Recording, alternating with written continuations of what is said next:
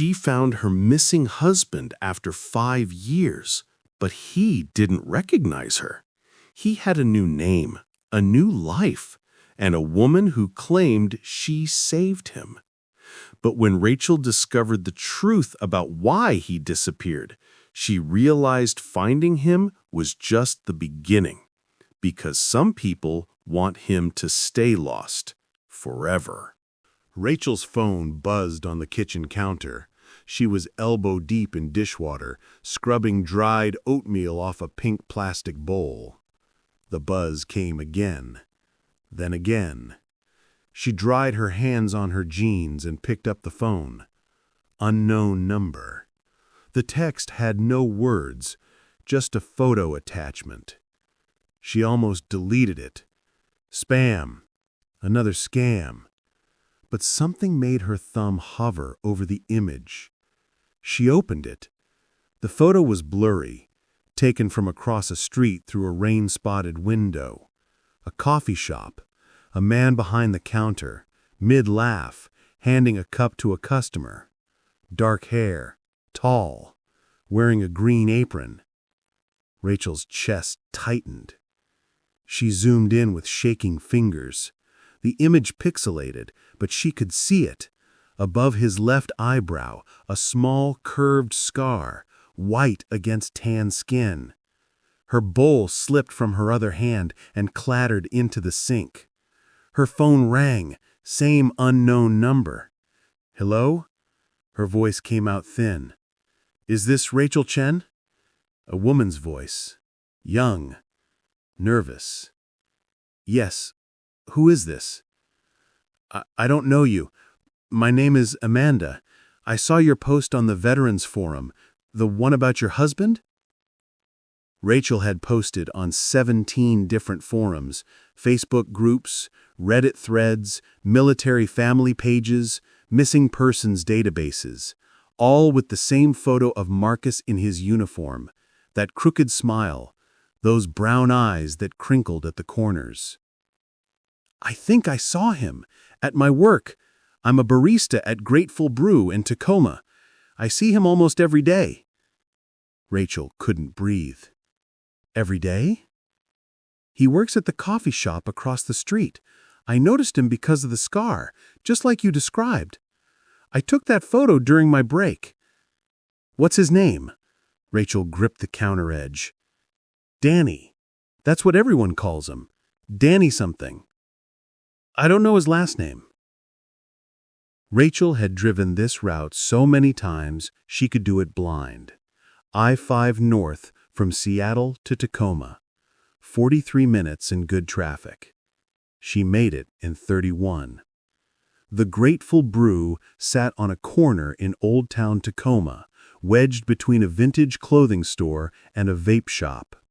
Across the street, exactly like Amanda said, was another coffee shop, smaller, hand-painted sign, The Daily Grind.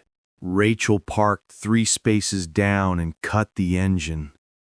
Her hands wouldn't stop shaking. Through the window, she could see people inside, a woman with a laptop, a man reading a newspaper. Behind the counter, movement. Someone in a green apron. She watched for 7 minutes before he appeared clearly. Marcus. His hair was longer now, touching his collar. He'd grown a beard, neat and trimmed. He looked thinner, but it was him. The way he moved, the way he tilted his head when he listened to the customer's order. He laughed at something the customer said. Rachel's eyes burned. She hadn't seen him laugh in years, not before he deployed. He'd stopped laughing after his second tour. The nightmares had started, the long silences, the way he'd flinch at loud sounds. This man, Marcus, Danny, he looked calm, easy, like someone who slept through the night. Rachel sat in her car until closing time. The sun set behind the buildings, turning the sky purple and orange. The streetlights flickered on. Customers trickled out. The woman with the laptop, the newspaper man, a teenager with headphones. At 8:17, the open sign flipped to closed. Rachel got out of the car. Her legs felt like rubber. She crossed the empty street. The door was unlocked. A bell chimed when she pushed it open. He was wiping down the counter with his back to her. The green apron was tied at his waist. His shoulders tensed at the sound of the bell. "Sorry we're closed," he said without turning around. Marcus. The name came out like a prayer. He froze. The rag stopped moving. Slowly, he turned around. His face was blank, confused. He looked at her the way you'd look at a stranger asking for directions. "Sorry, what?" he said. "Marcus Chen. That's your name," Rachel's voice cracked. "You're my husband." He blinked. "I think you've got the wrong person." "No." She stepped closer. "No, I don't. Look at me. Really look." He did. His eyes scanned her face, searching for something, recognition, memory, anything. Nothing. "Ma'am, I don't know you," he said quietly. "My name is Danny. Danny Foster." "That's not—" Rachel pulled out her phone with trembling hands. She'd had these photos ready for 5 years. Marcus in his dress uniform.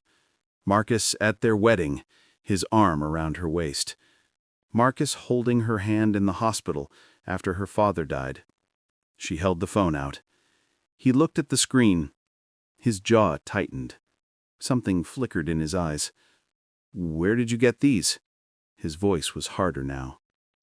"I'm your wife. We got married in 2017. You deployed twice. Afghanistan. You came back in 2019. You were—" She choked on the words.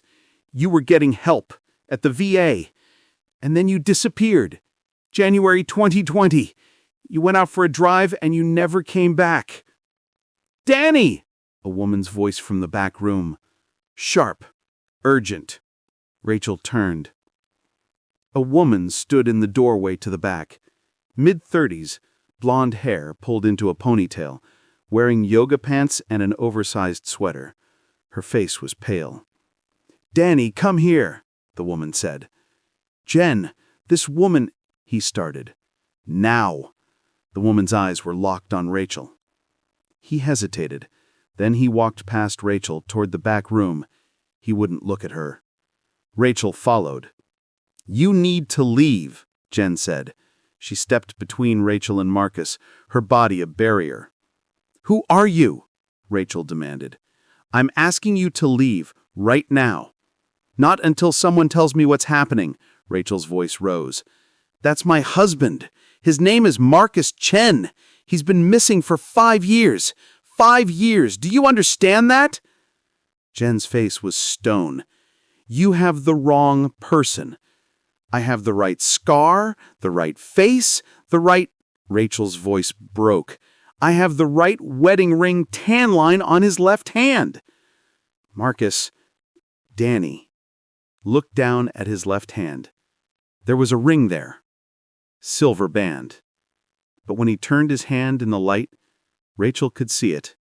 The shadow of another ring beneath. A ghost tan line. "Danny, go upstairs," Jen said quietly. "Jen!" "Please." He looked at Rachel one more time. That same blank, confused expression. Then he walked through the back room and up a staircase Rachel hadn't noticed. When his footsteps faded, Jen turned to Rachel. "You need to understand something," Jen said. Her voice was low, controlled. "That man doesn't remember you. He doesn't remember anything before I found him." "Found him?" Rachel stepped closer. "Found him where?" Jen's composure cracked. Her eyes filled with tears. "Highway 16, she whispered. 5 years ago, November. He was on the side of the road, bleeding from his head, stumbling. I pulled over. I thought he'd been in an accident." Rachel's heart hammered against her ribs. "He didn't know his name. He didn't know where he was. He kept saying numbers, just numbers, over and over." "What numbers?" "I don't know. Coordinates, maybe, or—" Jen wiped her eyes. "He was terrified, shaking. I tried to call 911, but he grabbed my phone. He begged me not to. He said they'd find him. They'd send him back." "Back where?" "I don't know. He wouldn't say. He just kept saying he couldn't go back." Rachel felt dizzy. "So you just— what? Took him home?" Jen nodded. "I panicked. My sister had just—" Her voice broke. "My sister died 3 days before. I wasn't thinking straight. I took him to my house. I cleaned his wound. I let him sleep. I thought he'd remember in the morning. I thought I'd take him to the hospital then. But you didn't." Jen looked at the floor. "No." "Why?" The silence stretched between them like a chasm. "Because he smiled," Jen said finally. "The next morning, he woke up and he looked out my window at the trees and he smiled, like he'd never seen trees before, like it was the first good thing he'd ever seen." Rachel's hands curled into fists. "He had a life. He had me. He had—" She stopped herself. "Had what?" Jen's eyes narrowed. Rachel's phone was still in her hand. She pulled up another photo. This one she hadn't shown Marcus. A little girl, 4 years old, dark hair and pigtails, brown eyes, holding a drawing of a stick figure in army clothes. "He has a daughter," Rachel whispered. "Her name is Lily. She was born 7 months after he disappeared." Jen stared at the photo. All the color drained from her face. "She draws pictures of him every week. She asks when Daddy's coming home. And I don't know what to tell her." Jen's hand went to her mouth. She turned away, gripping the edge of the counter. "I didn't know," she said. "You didn't want to know." Rachel's words came out like knives. "Tell me the truth. Did you look for his family? Did you try to find out who he was?" Jen didn't answer. "Did you?" Rachel's voice echoed off the empty walls. "Yes." Jen spun around. Her face was wet with tears. "Yes, okay? I found his jacket in my car 2 days later. There was an ID card in the pocket. Military ID. Marcus Chen. I Googled the name. I saw the missing person reports. I saw your face on the news." Rachel felt like she'd been punched. "You knew. This whole time, you knew." "I was going to call," Jen said desperately. "I picked up the phone 100 times, but then I'd look at him and he was getting better. The nightmares stopped after a few months. He started sleeping through the night. He got a job here. He made friends. He was happy. He wasn't yours to keep. He wasn't yours to break." Jen's voice turned sharp. "Do you know what he was like when I found him? He was broken, shattered. Whatever happened to him over there, whatever the military did to him, it destroyed him. And you were going to put him right back into that system." "That system?" Rachel laughed bitterly. "You mean the VA, the doctors who were trying to help him?" "Help him?" Jen shook her head. "He told me things when he first stayed with me, before the memories faded completely. He talked in his sleep. He'd wake up screaming about bodies, about fire, about children who wouldn't stop crying. The VA wasn't helping him. They were drowning him in pills and appointments and forms. Rachel's throat tightened. She remembered those nights. Marcus thrashing in bed, the screams, the way he'd wake up not knowing where he was. The pill bottles lined up on the bathroom counter, orange containers with white caps. Take one twice daily. Take 2 at bedtime. Don't mix with alcohol. I was there, Rachel said quietly. I know what he went through. I held him through every nightmare. I drove him to every appointment. I loved him through all of it.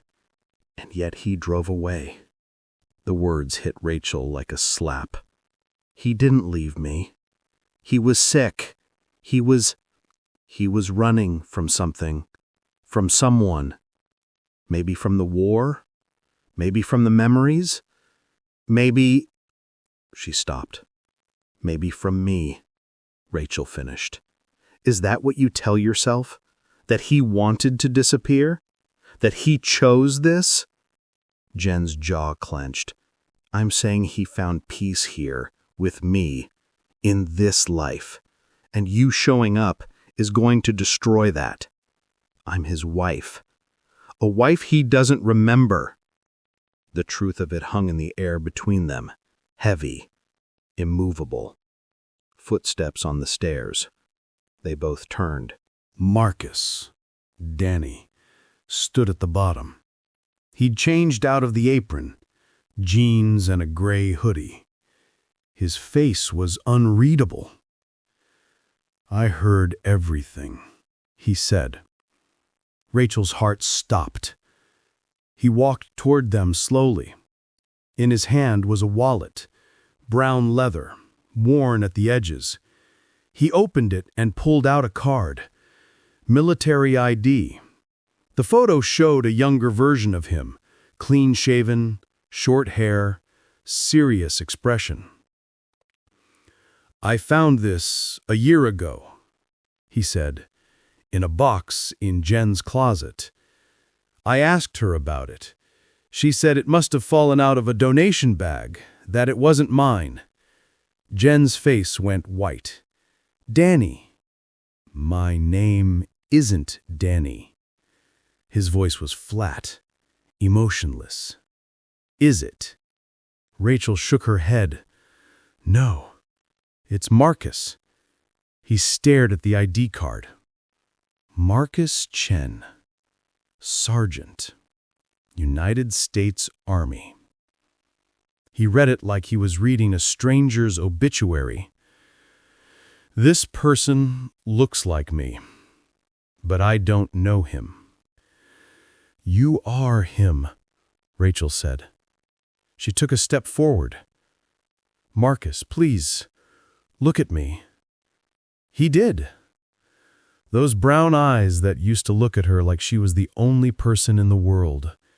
Now they looked at her like she was a puzzle he couldn't solve.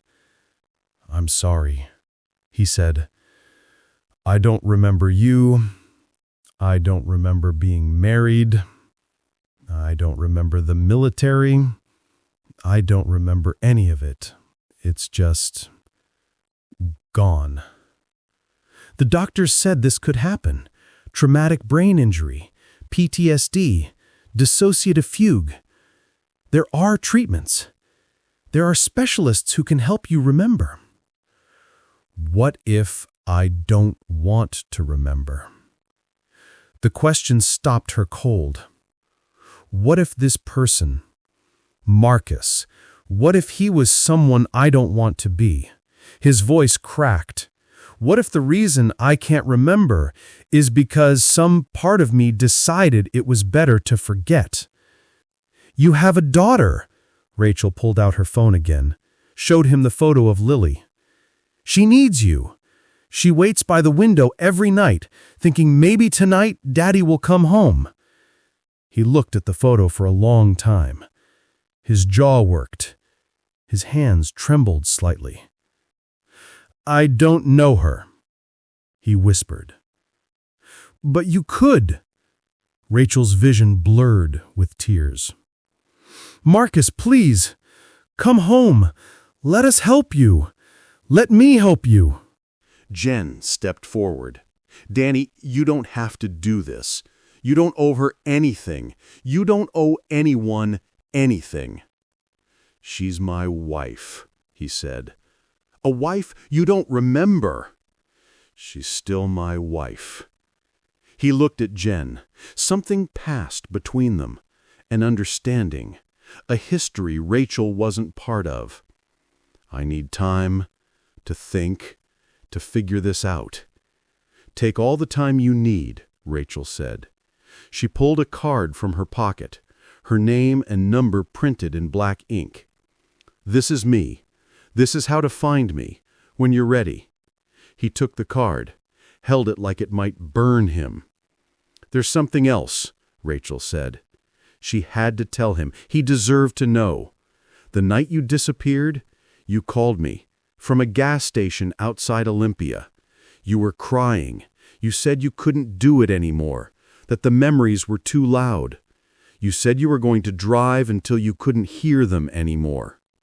His face went pale. I told you to come home, Rachel continued.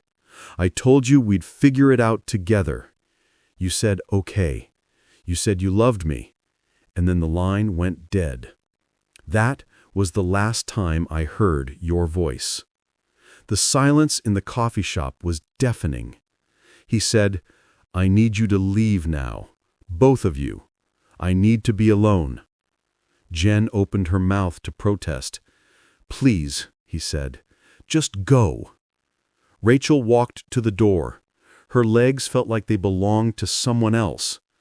At the threshold, she turned back. I never stopped looking for you. Not for one day in 5 years. I never gave up. I never will. He didn't respond, just stood there holding the military ID and her business card.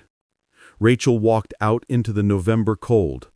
The rain had started again, light drops that felt like pinpricks on her skin. She got in her car and sat in the driver's seat with her hands on the wheel. She didn't cry. She couldn't. Not yet. Her phone buzzed. Text message from an unknown number. This is Danny. Can we meet tomorrow? Somewhere neutral? I want to know more about Marcus. About who I was. Rachel's hands shook as she typed back. Yes, anywhere, anytime. 3 dots appeared. He was typing. Denny's on Pacific Avenue, 10 a.m. I'll be there. The dots appeared again, disappeared, appeared again. I'm sorry, I don't remember you. Rachel stared at the message until her vision blurred. She typed back with trembling fingers. I remember enough for both of us. She waited, but no response came. In the coffee shop window, she could see his silhouette. He was sitting at one of the tables, head in his hands. Jen's shadow appeared next to him. She put her hand on his shoulder. Rachel started the car and drove away. The rain turned heavy, fat drops that hammered the windshield. The wipers couldn't keep up. Traffic crawled on I-5. Brake lights stretched ahead like a river of red. Rachel's phone rang. She answered without looking. Mom? Lily's voice, small and sleepy. Hi, Bulby. Why are you still awake? Grandma let me have ice cream. I can't sleep. A pause. Did you find Daddy? Rachel's throat closed. She pulled over onto the shoulder. Cars rushed past, rocking her vehicle. Not yet, sweetheart. You said maybe today. I know. I'm sorry. It's okay. Lily yawned. You'll find him tomorrow. I know you will. How do you know? Because you always keep your promises. Rachel closed her eyes. The rain pounded on the roof like 1,000 tiny fists. I love you, Lily. Love you too. Bye, Mommy. The line clicked dead. Rachel sat on the shoulder for 20 minutes, watching headlights blur past, watching the rain turn the world into watercolor smears. Her phone buzzed again. Unknown number. Different from before. She opened it. A photo. Marcus, Danny, standing in what looked like a living room. On the wall behind him were framed pictures. She zoomed in. Marcus and Jen. At a beach, smiling, his arm around her shoulders. Marcus and Jen at a restaurant, holding wine glasses. Marcus and Jen on a couch, his head on her shoulder, both of them asleep. Below the photo, a message. He's happy here. He has a life. A good life. Please don't ruin it. No name, no signature, but Rachel knew who sent it. She stared at the photos until her eyes burned. At the man who looked like her husband, but smiled like a stranger. At the woman who looked at him like he was hers. Rachel deleted the message, but she couldn't delete what she'd seen. She pulled back onto the highway and drove home through the rain. That's part 1. Marcus just discovered the truth about his identity. But the real bomb drops in part 2. Who was in that van? What did Marcus witness in Afghanistan? And will he choose the life he can't remember, or the peace he finally found? Hit subscribe right now so you don't miss part 2 dropping soon. Your subscription literally helps us create more powerful stories like this. And drop a comment, Team Rachel or Team Jen? We need to know. Part 2 is going to blow your mind. Don't miss it. Subscribe.